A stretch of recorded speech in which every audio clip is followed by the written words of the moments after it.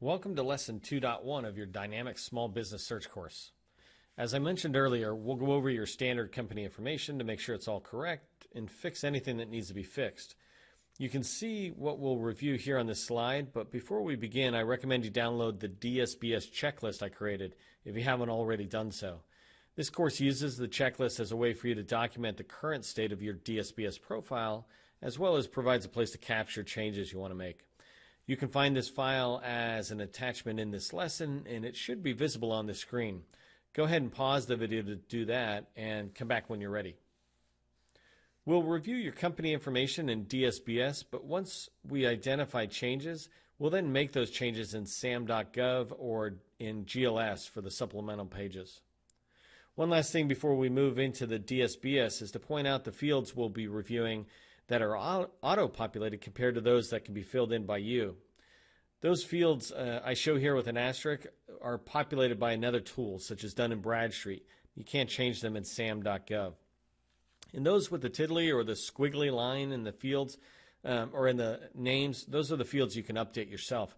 I know, like, for example, cage code here, number 5, that's created by DLA, but it's in SAM, and inside of SAM, you can tell what cage code to use, and it'll verify that it's valid. Let's get started by opening up DSBS and then finding my company profile. I'll do this by opening a browser and typing in dsbs.sba.gov into the address bar. I'm just going to minimize this window. So we'll come up here to type in DSBS. And I already had the address in, so it comes up like this. When the search form pops up, I'm going to put my company name in. You can learn all about using DSBS here by using their help, their online help. It's really good. But I'm just going to scroll down here to the bottom. Right here, I'm searching for my company name. So let me type it in, SV. Okay, so I'm going to type in SV MacPack, and then by the way, you can also search with Dunn's number or your 8A number, your cage code. You can use those other ways. I just like seeing my company name, so I type that in. I'm going to scroll down to the bottom of the form, and right here, search using these criteria. This button on the bottom, I'll click that. It takes a few seconds to come back after you hit it. But one of the things you'll notice when it does come back with the information is that I have two profiles, because I have my principal office in Duncan, Oklahoma, but I also have a headquarter office actually where I work out of Washington, D.C. area. So when you see the profile come back up, you can just click on the name that you want. And so here you see the two profiles. I'm going to scroll in a little bit. See the one in Oklahoma and Reston. These are both. So the Reston is my parent company. It's the one I started, and Duncan, Oklahoma is the principal office in Duncan, Oklahoma. And that's where most of the people who work for the company are, actually. So let's go ahead and click on the Duncan, Oklahoma one. When I do, it's going to open up the profile.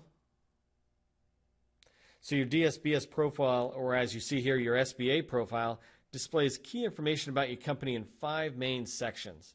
The identification, location, and contacts. Coming down a little further, it's got the organization, ownership, and certifications. Products and services, and we're going to go over every one of these sections. Export profile, trade mission online, and then performance history or references, or what you also might call past performance. As you know, through this course, I organize the information a little differently so that it's more logically grouped. In this lesson, we're going to be looking at company information as you saw on the slide. Before we get started with company information, let's review the first 2 pieces of information you see on your profile. And this is the field, this profile was last updated, and status. You want to make sure that you update your DSBS profile, and this one just got updated today, right, when I'm recording this video. But you want to make sure you're updating your DSBS profile every 6 months. It's a flag to whoever's researching your company that you're maintaining your DSBS profile with relevant information. It's not an end of the world thing if you don't do it, but not having your profile updated every 6 months can definitely become a reason that you don't make the short list as reviewers are looking over the many eligible firms. And if you're updating your DSBS profile every 6 months, like I suggest, then staying active is not a problem here in the status field. But just make sure you're always checking, because guaranteed the government buyer is looking at this. If you're not active, you'll not even show up in the searches, and clearly you won't be eligible to sell to the federal government if you're not active. Okay, so as we review the profile, I've listed over here on the left-hand side the 15 items we're going to look at, so we can use that as references. Those are the same items that were on that slide, and it just helps us walk down as I show you. So let's get started here. Our first review is of the fields we can't change to make sure that they're correct. Seems like a simple step, but it's like checking the quality of oil in your car. Simple, right? Just pull out the dipstick and look at the oil. Well, it's the same thing here. Spend 2 seconds it takes to verify your information is correct, and it'll never come back to bite you later. So we're going to follow the list on the left there, and I look at my company name to see if it's correct.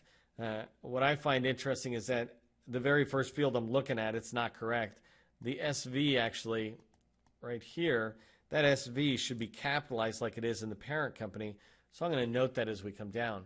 Actually, I've got my parent DUNS here. If I just click on it, let's see if it pulls it up. You see how the SV is actually capitalized there. Somewhere along the lines, they made the V small. So I want to fix it. I'm going to take a note of that. So as we continue down, the trade name, doing business as, I don't use another name for the company, so it's blank. You'd want to update this yourself, though, if you use something short. For example, my first company was called Changing Technologies Incorporated. If I typically went by CTI for Changing Technology Incorporated, then it'd be appropriate to put that in here. Looking at the DUNS number, I can quickly verify that it's correct on the next line, right there. And in this case, so is the parent DUNS, which I can validate on this other window that I just did a minute ago, right? I clicked on it and it opened it, so I know it's the right one. The parent's DUN is ironically the one that you can actually do in SAM. It still needs to be verified, but there you enter in the DUNS. Finally, for this quick bit, I'm going to look at the cage code to make sure it's good to go. And so the cage code is really important down here towards the bottom.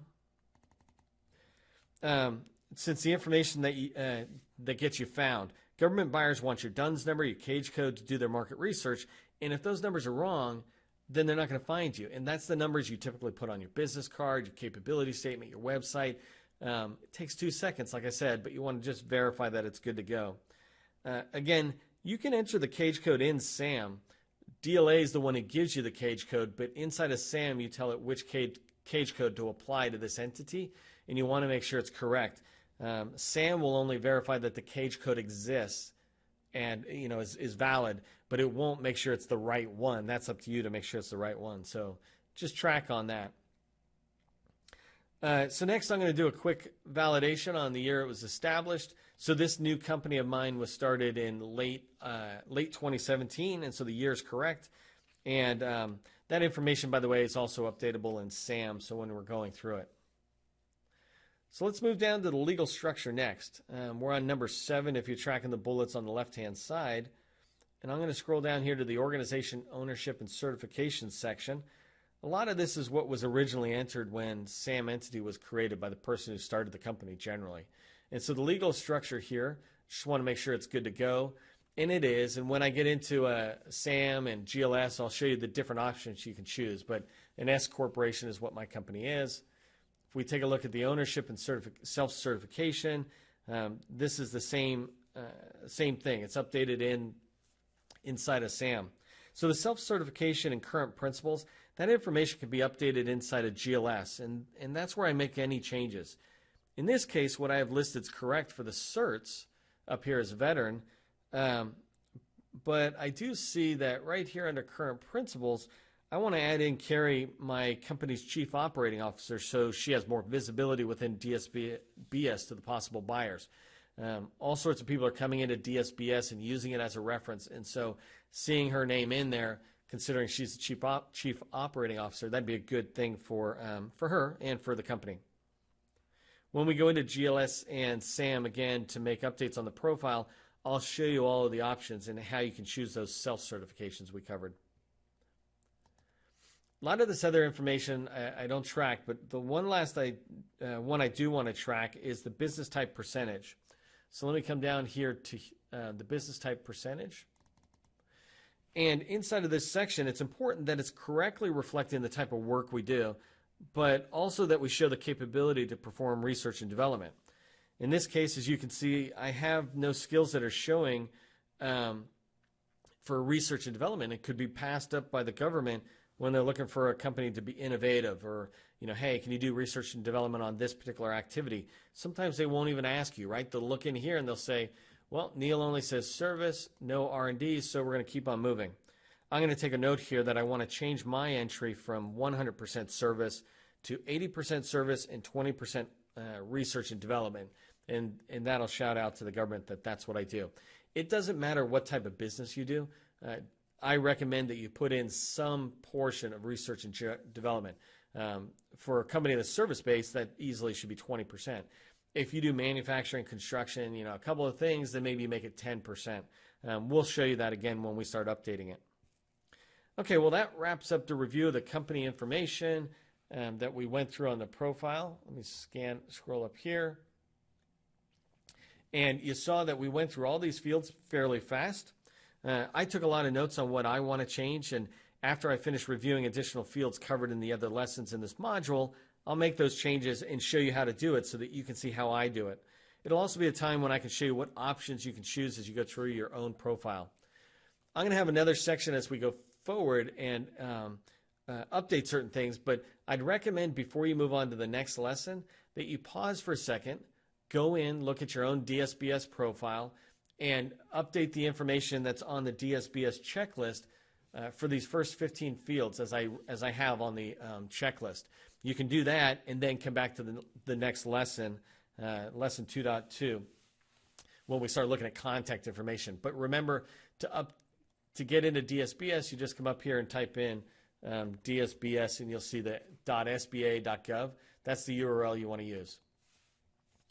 I'll see you in the next lesson.